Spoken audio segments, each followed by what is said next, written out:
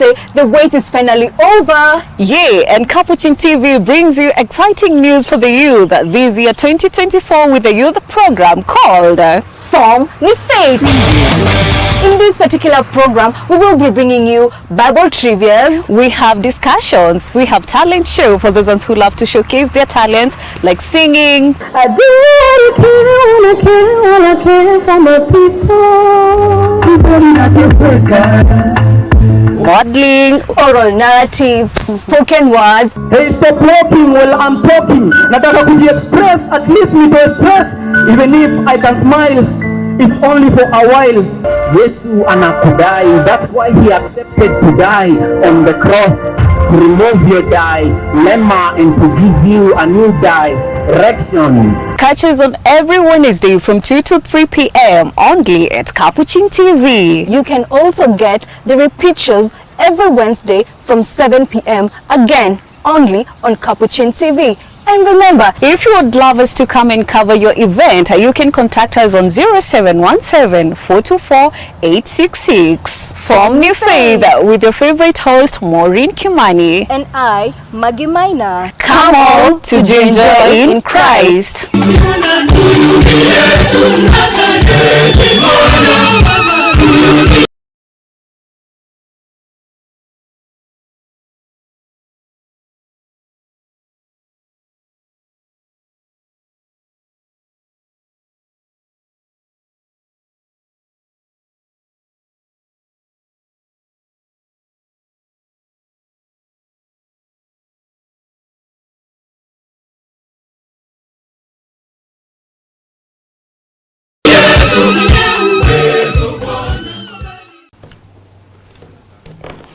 Hello, good afternoon to you, dear viewer. Welcome to Form Ni Faith right here on Capuchin TV with me, Maureen Kimani, and of course with my co-host Maggie Maina, as we bring you another exciting conversation. As you can see down on your screen, that is Catholic social teachings, and I'm sure you've ever come across about this word, because from the priest, the catechist, the parishioners, everybody's talking about it and always talks about it in the parish. And today we want to enlighten yourself and understand more about this, and I would love to say that it is grounded in the gospel.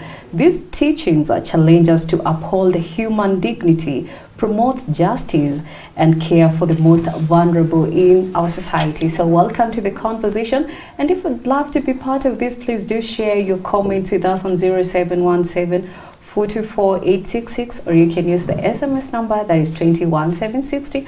Welcome, but allow me to give Maggie a chance to say hello to the viewer, of course, and tell us whom do we have in the studio today. Yeah, indeed, thank you so much, Maureen. To our viewers, karibuni sana. Welcome to Form Ni Faith, where we have conversations for the youth and by the youth. And today, as Maureen correctly said, we will be discussing the CSTs, that is the Catholic social teachings. And of course, today we are joined by one very young person, a young professional with us, who is really knowledgeable on this matter. He'll introduce himself and he'll tell us, and rather he will take us through this discussion. Karibu sana. Yeah, thanks so much, Maggie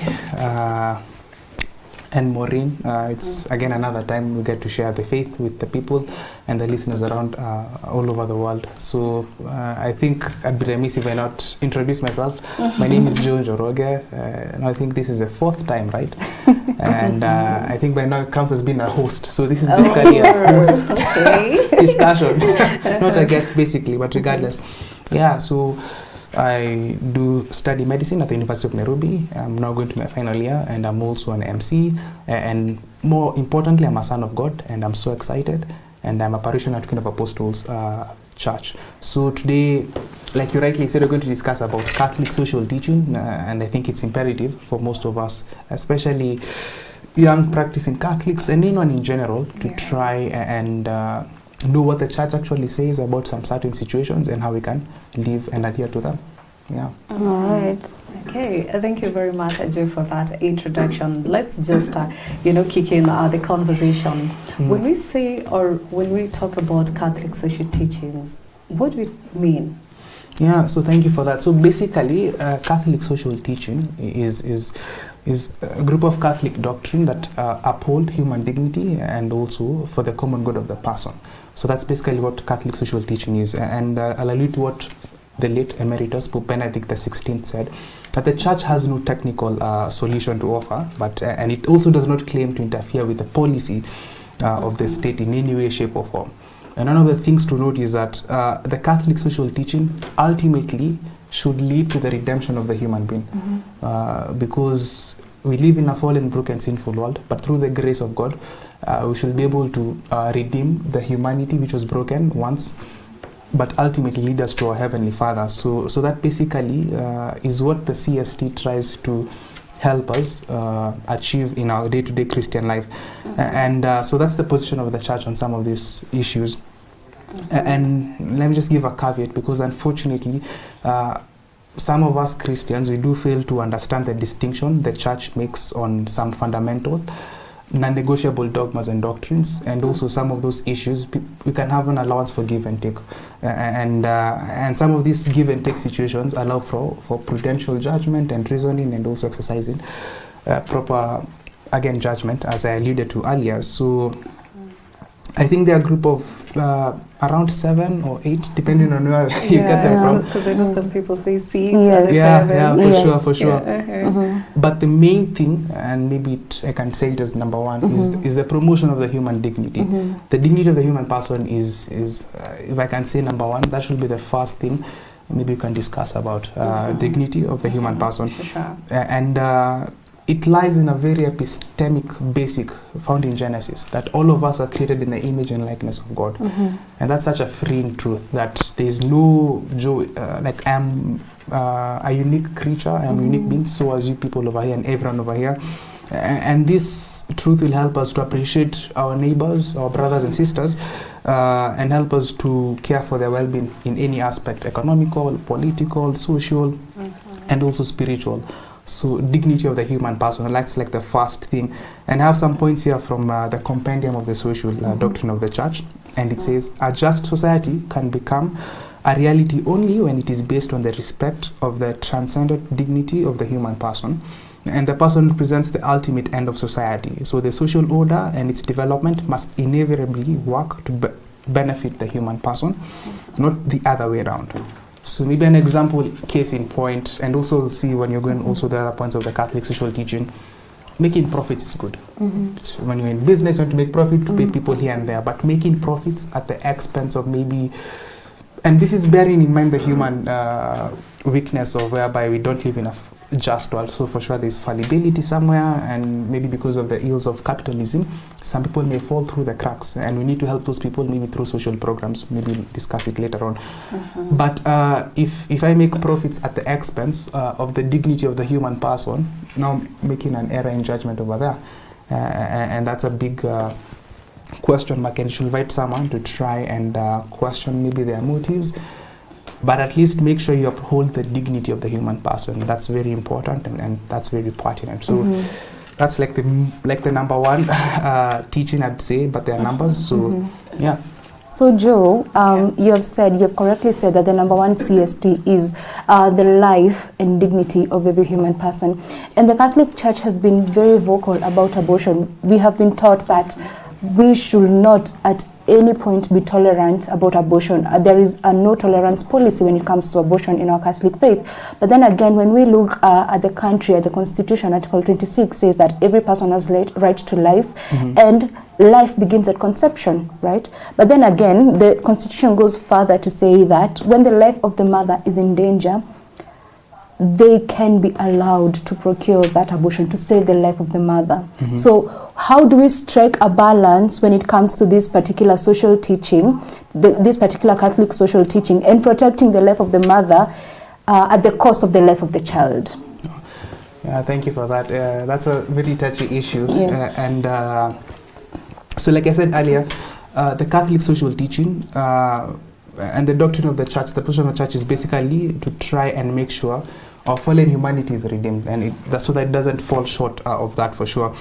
And maybe here I'd like to invite another train of thought, is that you see the Church has made this, these teachings we've had, it's over the course of 2 millennia, so to speak, and here we're basically alluding to the moral train of thought, which is God ultimately, the owner of good and evil, so to speak. So rightly so, abortion, which is ending the life of another human being, unfortunately, in most of the parts of the world, does happen. And if maybe there's an exception, which will be maybe the care of the life of the mother is at risk, they give that exception because that's also the life of the mother you're considering, so to speak. But if it's most of the reasons why abortions do happen, maybe the life of the mother is not at risk. Maybe it's because of some mishap here and there, so to speak, and that's not in proper order. But I like to say something is that you see, like abortion, it's unfortunately, like I said, it's the ending of a life of another human being. And it's never permissible intentionally to choose to end the life of another human being. So that's evil. So the church, what it says through CST, it's not permissible, or rather it's wrong to intentionally choose evil. You see, if your ends are because maybe it's not because of all the other reasons apart from the life of the mother is at risk, that's an unjust law or an unjust practice in this case.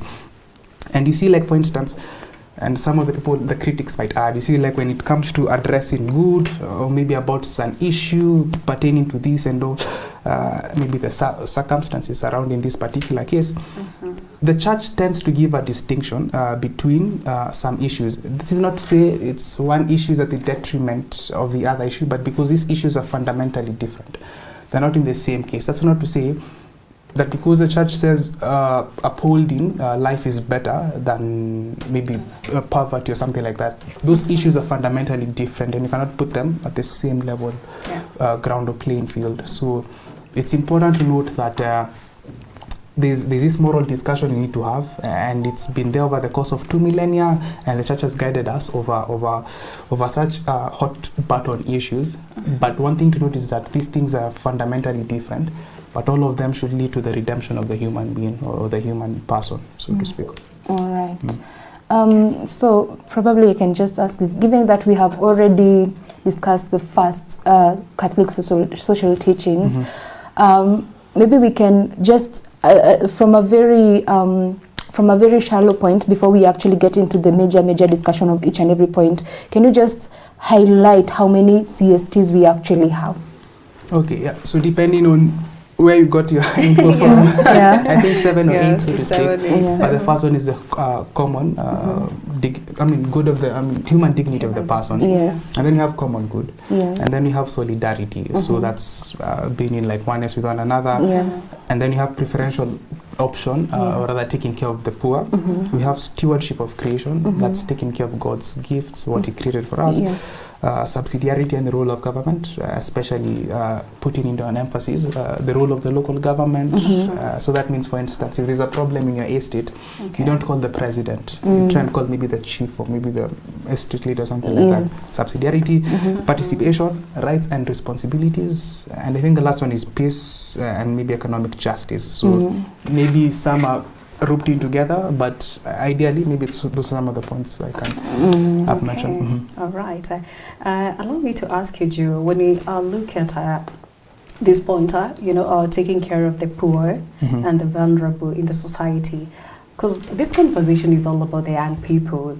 How can young people make sure they support those poor people in our society, in our community, and the vulnerable? How can they practice?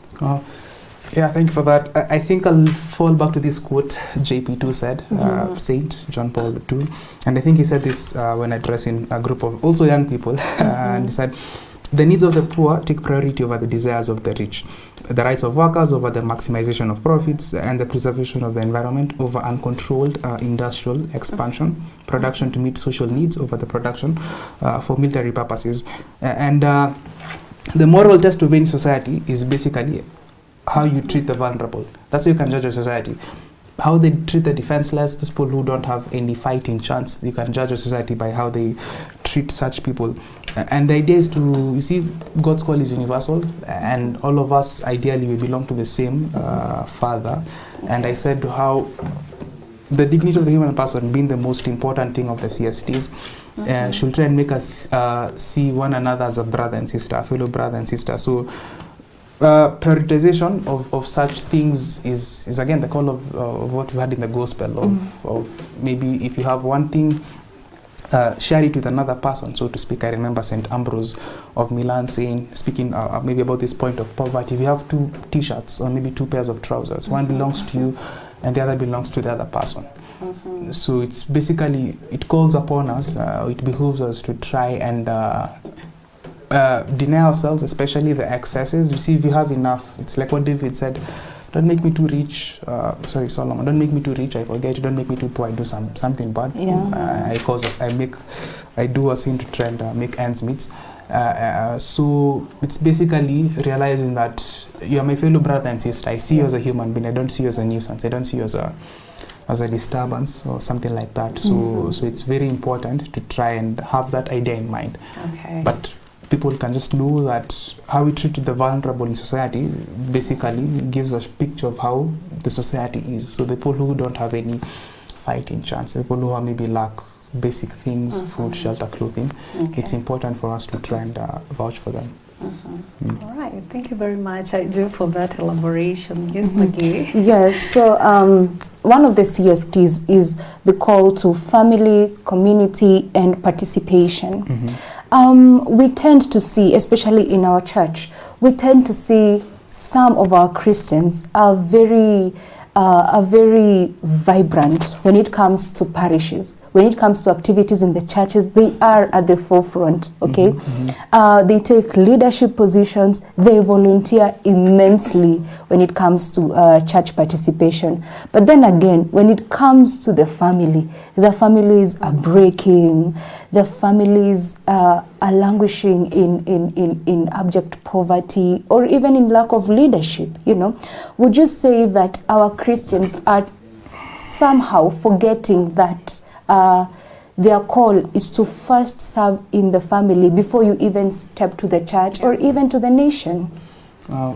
I think most of these problems can be defined by this quote said by Cardinal Manning. At bottom, all human conflict is theological. So theo, God, and logic, like studies and stuff. And it basically falls to this point whereby, like I alluded to earlier, all of us belong to the same family, the family of God. We belong to one race, the race of the people of God. One tribe, the tribe of the people of God, and all those things. And you see, the family is a basic point whereby it's like the most important unit in any society. We have the family, maybe church, school, nation, and then ultimately the world. And human beings are by virtue social creatures and social beings. And this depends, and rather it affects how we live our life. And maybe I can give an example, maybe as I deviate. I remember this story I had, I think it was in Cuba, or in one of these Latin American countries. This children's home, they started an home for the sick and people who are elderly and dying. So it was like a home for the elderly people or those who are dying. And so eventually some kids started to come to that home and play with them. So eventually that home stopped to be called the home of the dying and it became home of the elderly, because what they realized is that ultimately these people were in contact with these kids. It gave them a lot of joy, a lot of vibrant energy, and they ended up living longer, for sure, so to speak. So I just like to say that all of us belong to the same family and all of us are different in some way, shape or form. So we should try as much as possible to try and remember that, you see, you're my brother, you're my sister, you're regardless of you being at home or maybe being in school and stuff. And also it calls this aspect of unity of life in the sense that I don't want to be a good person in church, but when I come at home, people fear me and then they go hide under their beds and it becomes another story altogether. Or rather, take the story of a lady who is in maybe none of these ecclesial groups, which is very good for sure. But once you come at home, the house is disorderly, there's no food for the children, there's no order over there, there's no unity of life, because the first thing and the first cross is that of your family. So before you participate with people out there, make sure at least your house is in order. And unfortunately, I've seen a lot of world leaders, they're great world leaders, yes, but their families are a bit dysfunctional. Yes. So which one is which? Why do you want to, at the expense of your family, promote this? And remember, the family is the most important thing. They hold your back, and we are all of the same family. Family is everything. It and is. We all come from family. True. That's the point. Okay, all right. And when you talk about another CST that is care for creation. We're all called to care for the environment and to care for our creation. What do you think are some of the activities the youth can be able to engage themselves in by caring for environment? And do you have any activity that you've been doing back in the parish? What have you been doing actually to make sure that this CST is ongoing and you are able to even educate other people about the CST? Wow, you've put me on the spot over there, but okay. So let me just quote Pope Benedict, the late emeritus, and he said, "See, the family needs a home and a fit environment in which to develop its proper relationships. So for the human family, this home is the earth, and the environment that God, the Creator, has given us to inhabit with creativity and responsibility. And we need to take care of the environment, and it has been entrusted to men and women to be protected and cultivated with responsible freedom, and with the good of all as a constant guiding criterion." So remember that the earth was created by God, and everything God created is actually good. And there's this quote, C.S. Lewis said that, I'm just paraphrasing, but he said he can actually tell the character of a person by how he or she treats maybe a pet or an animal, so to speak. Because if you treat an animal cruelly, it shows me that perhaps you might treat me no different. And if you treat maybe someone a bit, maybe a pet well, it shows me at least I have a higher chance of you treating me well. And maybe we should have this distinction because we might make the error of making the created thing maybe taking the place of God, which is not right. The earth is sacred, yes, but it's not the ultimate end all and be all, in the sense that we shouldn't worship the earth, we should worship the Creator. So with that being said, we should have used the guiding principles being given to us. Take good care of the environment, stop littering, we plant a tree here and there, and also use things well and prudentially, so that also other future generations can be able to benefit from what you are actually benefiting from. And to answer your question, I think for our parish, we did some few days ago, weeks rather, tree planting exercise. So I think it's again in line of that, taking care of God's creation, and remember your stewards. So ensuring proper stewardship. Yeah. Kudos to you and to your team for that. Yeah. Okay. I'm loving this conversation, Becky. I tell you, even for our viewers back at home who are watching us, it's a mind-blowing, and actually you're able to, see this conversation in a different perspective from whatever you thought all this conversation was all about. And I think we're going to take a very short break so that when we come back, we shall continue with our discussion. And please, I do remember, in case you'd love us to have a conversation, a question that you have, please do share with us on 0717-424-866, or you can use the SMS number that is 21760. Stay tuned. We're going to take a very short break, but we'll be right back, so stay tuned for that. Yo, what's up, my guys? Jenny was say the wait is finally over. Yeah, and Capuchin TV brings you exciting news for the youth this year 2024 with a youth program called Form Ni Faith.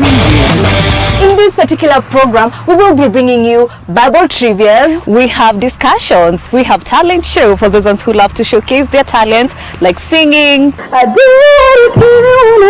what I care for my people. Modeling, oral narratives, spoken words. Hey, stop walking while I'm talking. Nataka kuji-express, at least nitoe stress. Even if I can smile, it's only for a while. Yesu anakudai, that's why he accepted to die on the cross, to remove your dilemma and to give you a new direction. Catch us on every Wednesday from 2 to 3 p.m. only at Capuchin TV. You can also get the repeat shows every Wednesday from 7 p.m. again only on Capuchin TV. And remember, if you would love us to come and cover your event, you can contact us on 0717-424-866. Form New Faith with your favorite host, Maureen Kimani. And I, Maggie Maina. Come on to enjoy in Christ.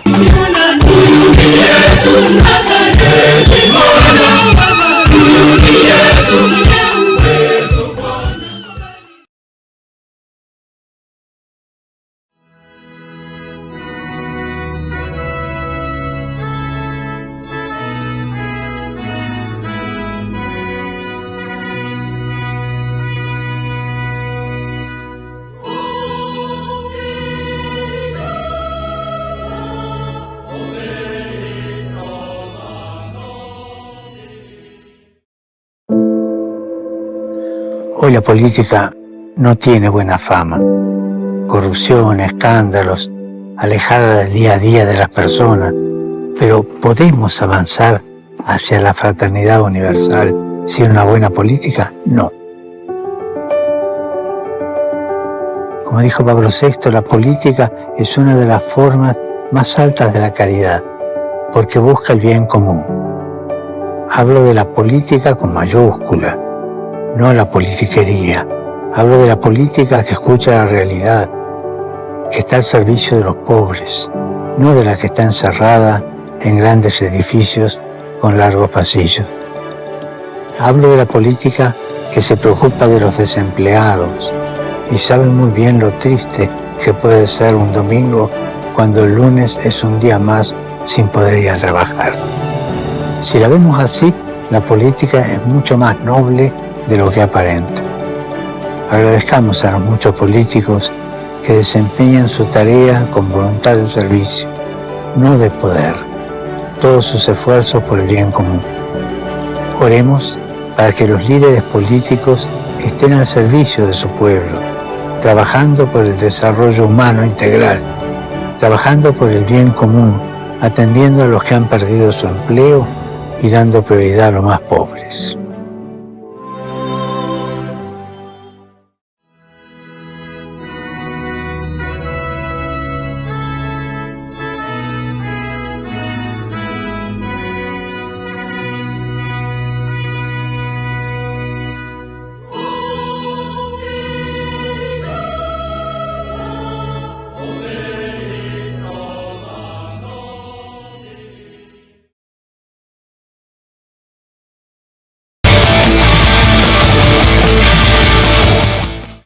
Yo, what's up my guys? Yeah, Jenny was say the wait is finally over. Yeah, and Capuchin TV brings you exciting news for the youth this year 2024 with the youth program called Form the Faith. In this particular program, we will be bringing you Bible trivias. We have discussions. We have talent show for those ones who love to showcase their talents, like singing. I do what I can for my people. Modeling, oral narratives, spoken words. Hey, stop walking while I'm talking. Nataka kuji-express, at least nitoe stress. Even if I can smile, it's only for a while. Yesu anakudai, that's why he accepted to die on the cross, to remove your dilemma and to give you a new direction. Catch us on every Wednesday from 2 to 3 p.m. only at Capuchin TV. You can also get the repeat shows every Wednesday from 7 p.m. again only on Capuchin TV. And remember, if you would love us to come and cover your event, you can contact us on 0717-424-866. Form New Faith with your favorite host, Maureen Kimani. And I, Maggie Maina. Come on to enjoy in Christ.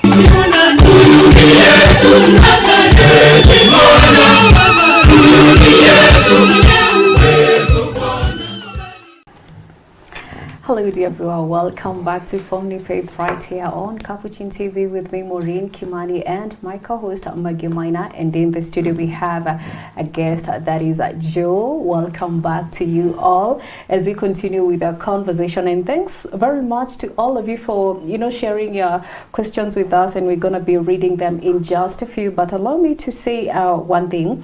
For the Catholic Church, no one is a stranger, no one is excluded, no one is far.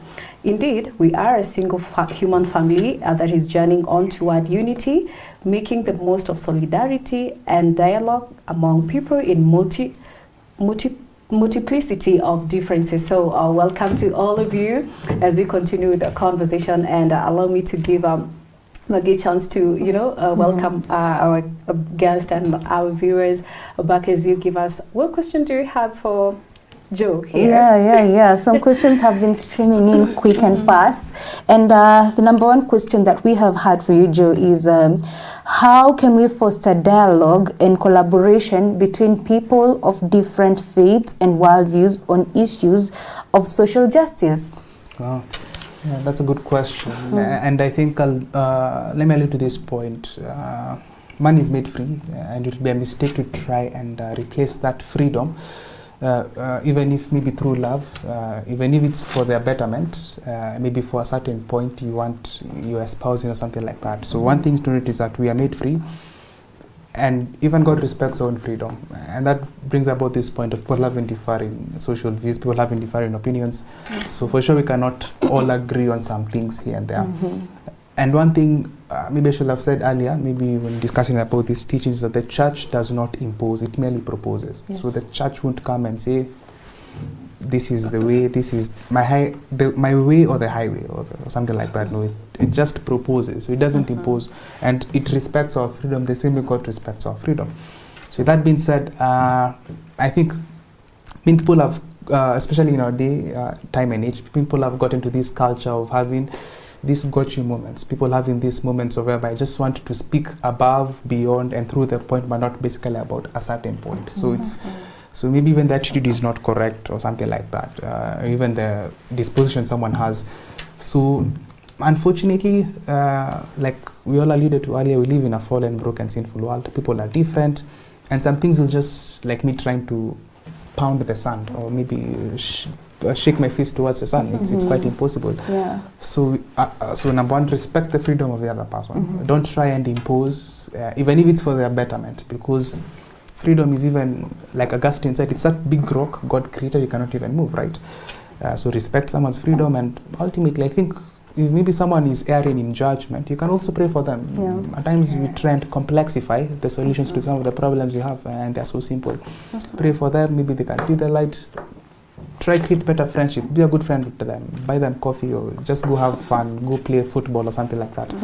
Encourage such, because remember, all in all these things should work towards the redemption of the human person, and that's the ultimate goal or the purpose. Yeah. Would you advocate for interreligious and interfaith dialogue?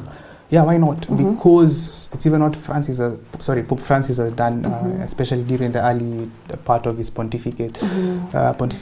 We saw him meeting the Orthodox leader. We have seen going to Arabic countries. We have seen meeting people of different faith, because ultimately, like I said, all brothers and sisters. So I wouldn't espouse someone not meeting someone because of their certain faith or certain denomination. That tends to create more discord rather than harmony, or rather than unity. And even it calls to that call Jesus said in the Bible, in the Gospel of John, that all may be one. Yes. So yeah. Okay. All right. So the other question, Maureen, from Giovanni. Yes. Yes. Giovanni. Yeah. He asks, what is the role of social media and technology in promoting the CSTs? Wow, that's a very good question from Giovanni, and I'm sure if the apostles were here with us today, they'd be so they'd be so envious of us, because I remember when Jesus told them, go out into the world and preach the gospel. Indeed. They can just open an Instagram account, or maybe a Facebook thing, or Twitter, or an X or something like that, and try to spread the gospel. Another problem with some of these social media accounts is that unfortunately someone behind a pseudonym, and maybe behind a keyboard or maybe a keypad, and really at times we may not get the point through. At times people tend to be a bit cheeky, facetious, and also a bit ugly in their conversation, so to speak. With that being said, because everything has ups and downs and maybe shortcomings, we should use social media to try and evangelize, especially like what we're doing right now. We are here in the studio, and this thing will be seen far and wide. People might be in another place. We have the advent of online masses. People can grow in their faith spiritually. I don't have to go to a library somewhere and get the Catechism of the Catholic Church. I can basically download the app on my phone and have the teachings help me to grow in my faith spiritually, etc. The list goes on and on and on. So social media is good, yes, should be used well. Again, with a lot of prudential use and judgment, because unfortunately, some bad things can happen, and we know what happens for sure in social media. But again, try and uphold the dignity of the human person, the dignity of the other person you are seeing. It's not just that pseudonym or that figurine you are seeing on their profile picture, but it's important and should not be an excuse. Let's use it to try and propagate the gospel. Okay. Wow. All Thank right. you very much. The very last question from Giovanni. Wow. How can we engage young people in the issues of social justice and Catholic social teaching? Wow, that's a good question again from Giovanni. Yeah, so the purpose of this is to enlighten and make someone more knowledgeable. That's the whole idea. And once you give them certain avenues that they can get to know objective truths, is that we can be able to have a light or shed an issue or shed at least a thought on certain pertinent issues, especially in our society, for instance, social justice issues. Remember, like I said earlier, some issues, and it's not like the church is dualistic, saying that it upholds this issue more than this issue, like the issue of life versus maybe poverty or maybe pollution or environment and all those things. These issues are epistemically different. They're fundamentally different. Okay. And with that in mind, you can know for sure that there are some issues I should have my stand as X, Y, Z. If I'm Catholic, if I'm a Christian, I should not support maybe murder of an unborn child. But maybe I can have a different opinion. The church won't say you should support politician X and you should support politician Y. No, it can't say something like that. At least gives you some cadence and judgment in saying you can support this if maybe they are espousing figures. I mean, certain issues. You can espouse this person if they're supporting certain issues. You have freedom over there. So the church is basically enlightening you through the CSTs. But also, if you put that aside, the church is also telling you, if you are Catholic, if you are a follower of Jesus Christ, you have to support life. You have to support this and this an issue. You see, those are fundamentally different things. So enlightenment of the issues at hand. And also understanding that we can also defend some issues, but again, we are children of the same God and belong to one family. So most importantly, I'd say at least people are aware and they're enlightened and they can take the correct course of action. All right. Thank you so much, Joe. Maureen? Yeah, I love that Joe brought the political issue about that, because actually my next question to you, Joe, because I understand that for the last 1 month we've witnessed all crazy moments in our country when it comes to politics. So do you feel, or what's your take, do you think the CST, that is the Catholic social teachings, should have any influence on political and decisions and governance? Yeah, why not? Because there's no reality without morality, and ultimately morality comes from God, and that makes for sure we live in a fallen, broken, sinful world.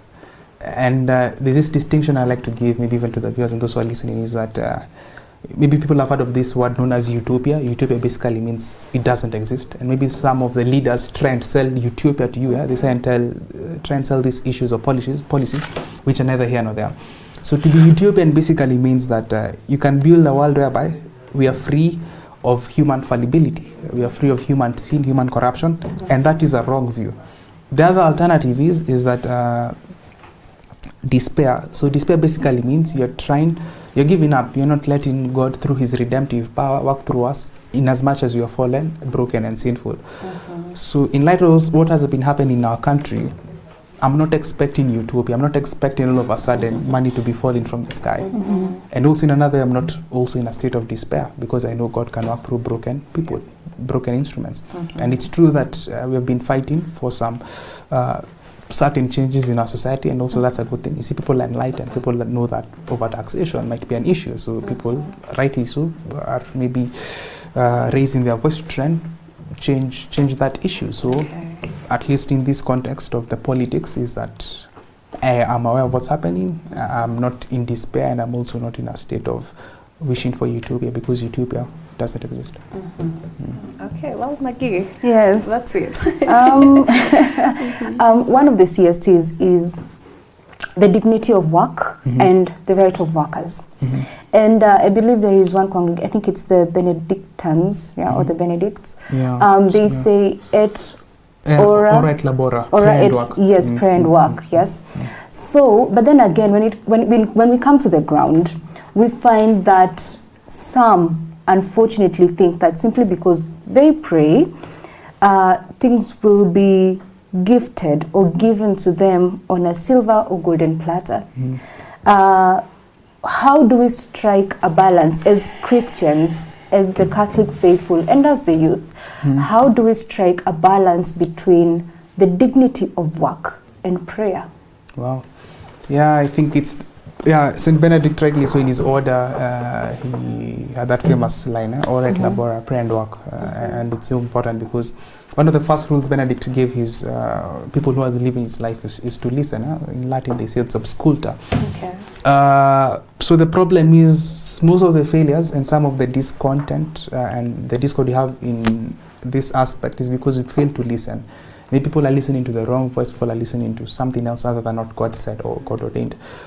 Prayer and work should not be separated. Like I have prayer and work here. All of them should be united. You remember I talked about unity of life, and that's why you shouldn't have a mother who's going to all these good meetings in church, which is all good, but in the home things are a bit chaotic. Yes. We should have a unity of life. So if I'm like this in this place, I should be wherever I go anywhere else, I should be the same person. So work is not a punishment from God. It's actually fulfilling and dignifying. And because God ordained it, remember that's the first commandment. He gave Adam before Eve came. Till the land, cultivate it. So work is actually a means of us to try and achieve human redemption of ultimately what God wants of us, and it's something we can actually espouse. So I don't think there should be a differing view where you put these things in abstract. You put it here and here, work and prayer. All these things should be together. If you're working, and if your work is well, if you work well rather, you can do what Abel did there. You can offer like an Abelian sacrifice. So that's a coin term, but remember God accepted his sacrifice. So let us work well, we offer it up to God and try and even as you're working, you're praying. So you can actually study for 8 hours, but you actually pray. You don't have to pray for 8 hours and study for 1 hour and then you have an exam. Remember, God is no man that you can lie to. Yes. So proper rectitude of intention, work is also prayer, and ultimately, like I said, all these things should be for the human redemption of us through his grace. And I believe God also rewards hard work. True, yeah. All right. Now, the dignity of work, the CST on the dignity of work is associated with the right of workers. Now, we have employers who, different employers treat different employees differently. There are those who will, of course, be very humane with how they treat their employees, and then there are those who think that, well, you're here to work, so do your work. And I'm not even talking about the corporate life. I'm talking about you go to that home where that woman or that man has employed a house manager, but then the term that they use is maid, right? But then this woman or this man is in an ecclesiastical group in the church and they are very, very active in it. But when it comes to their home, how they treat this employer, how they treat this gate man, how they treat this house manager is very different from what they portray out there. So what do you have to say to that, Joe? Yeah, I think, again, I like referring to quotes. Yes. But I think it fits the situation well. And I think it's Pope Saint John the 23rd who said, a well-ordered human society requires that people recognize and observe their mutual rights and duties, and also demands that each contribute generously to the establishment of a civic order in which rights and duties are more sincerely and effectively acknowledged and fulfilled. And remember, all these rights are required. We have a right to most of these important things. But remember, they all have this underlying statement or condition or point. We all have this great human dignity which comes from God. And I remember one of those things James alluded to in his letter is mistreatment of workers is one of those things which irks God the most. Maybe apart from other things like sexual sin, etc. There are like 4 things, but one of them is mistreatment of workers. And that doesn't paint a good picture. So if I treat someone, like again, well, I should not have a conflict of interest whereby I come home, I talk to my workers or employees rudely, I talk to them anyhow, and I don't respect their human dignity. So this encourages us to try and remember the dignity of the human person, the human being like you and I, and they have rights and duties, so as you. So just try and uphold that, even as you're taking care of the main issues you're dealing with, and it's not an excuse to treat someone in a nasty way. Okay. Wow. Thank you very much, Joe. And I know our time is almost up. But Wow, so fast. I know, it happens all the time. But I love the way you've been able to point out almost all the principles, I mean the CST. And thank you very much for enlightening our viewer and for sharing your knowledge with us. There's a question here. From, we don't have a name, but I know it's yours. Na mbona tusiwe na mfumo mpya wa kuorodhesha binadamu kuwe na DNA index database? What do you have to say? That's a very good question. Given that Jay is actually a medic. Exactly. I don't know. What's your comment? That's a loaded question. So it's basically asking on, does it have a DNA database on? Please tell us. Wow. Yeah. So I remember seeing this series growing up. I think it's you know Frankenstein. So you try and make a human being in a lab and all those things. And just to cut you short, I think it's already happening. Yes, right. We are living in a world where it's already happening. It is. Yeah. So the idea is. Trying to play God does have some detrimental effects. Yes. And even with all these people, that's why I told you, if you have this great idea, but it at the expense of your freedom, in as much as good it is, I should avoid it. I should escape from it as fast as possible. Because trying to play God inevitably, if I try and play God, things might not work well because I'm finite, I am fallen, and things might be haywire, so to speak. Yeah. If I use science, and maybe if I use natural sciences or natural knowledge well, in line with what God said, I think that's good because it's used in His redemptive power. But you maybe have some malicious intentions. If I go have this DNA database, I try and maybe remove this disease. So I say I've eliminated people with maybe Down syndrome or maybe some of these trisomies or something like that. I've tried effectively to play God, and it doesn't augur well because it ends up partly for sure. So we can use science well, properly, discovery of maybe the proper regimen for ailments. But if ultimately my intention is to try and play God and control who gets how many children, who gets which disease, who gets X, Y, and Z, it won't end up well, and that's anti-human. Okay. Yeah. Well. I hope the unknown person has been answered. Your question was answered well by Joe. Yeah. Yeah, so I think by and large, if maybe I can give a summary of what I've been talking about. The church does not impose, it merely proposes. Yes. And if you just forget anything I've said, just remember that all these teachings are basically for the human redemption, for God to work through us in our fallen nature and His grace to work through us to be able to redeem humanity. Yeah. All right. Wow. Maggie, what do you have to say as we wind up? Yes, as we wind up, and for my parting shot, the Catholic social teachings advocate for three things in particular. Number one, peace, promotion of peace. Number two, promotion of justice. And number three, taking care of the poor, needy, and vulnerable in the society. And all this can be summarized by two quotes. Number one, by Pope Paul VI. He says, if you want peace, work for justice. The second quote is from Saint Mother Teresa. She says, if you cannot feed 100 people, then feed just one. Remember that the CSTs, that is the Catholic social teachings, advocate for promotion of peace, justice, and taking care of the vulnerable in the society. Let us uphold the Catholic social teachings. Thank you. Wow, thank you all very much, and let us continue to care for our creation. And thank you very much, Joe, for making time as always. It's always nice having you around here, you know. I think by now I'm already a host, so it's like I should also be You'll consider next time. Okay. But I'm so humbled and all for the glory of God. And of course, thanks to you, Maggie, for that beautiful parting shot right there with quote from Mother Teresa. you know, it was very beautiful. Thank you very much. Thank you, I'm sure for the last person who was, you know, joining us for this conversation, you've been able to have a takeaway of a conversation today. That is the CST, the Catholic Social Teachings.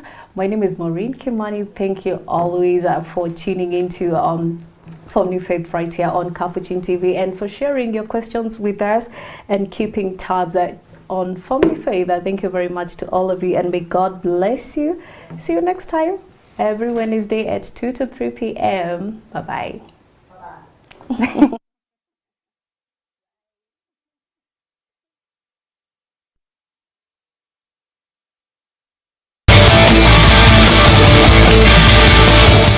Yo, what's up my guys? Jenny was say the wait is finally over. Yeah, and Capuchin TV brings you exciting news for the youth this year 2024 with the youth program called Family Faith.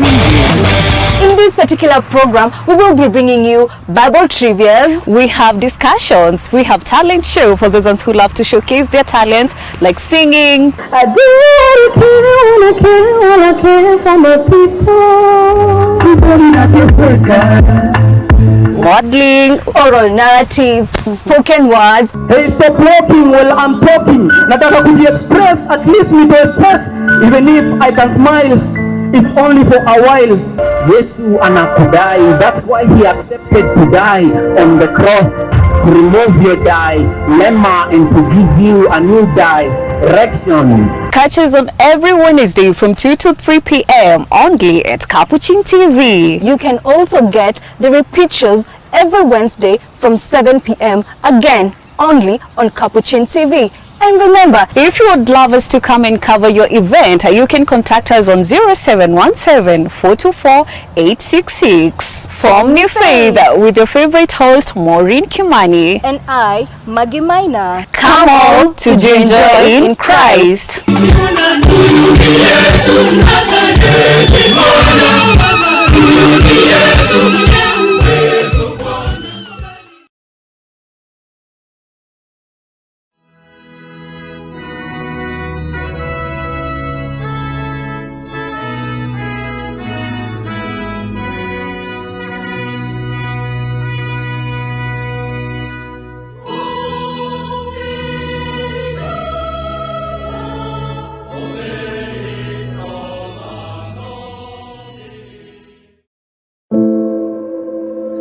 Hoy la política no tiene buena fama.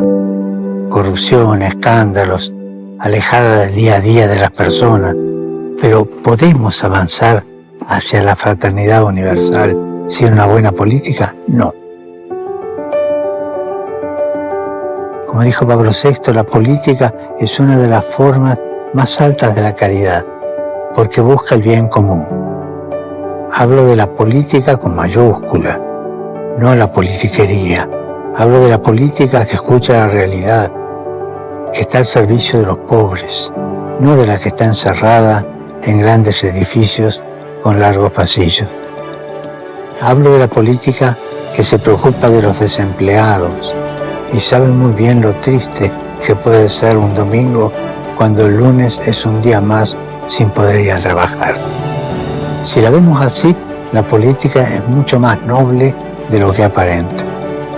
Agradezcamos a los muchos políticos que desempeñan su tarea con voluntad de servicio, no de poder, todos sus esfuerzos por el bien común. Oremos para que los líderes políticos estén al servicio de su pueblo, trabajando por el desarrollo humano integral, trabajando por el bien común, atendiendo a los que han perdido su empleo y dando prioridad a los más pobres.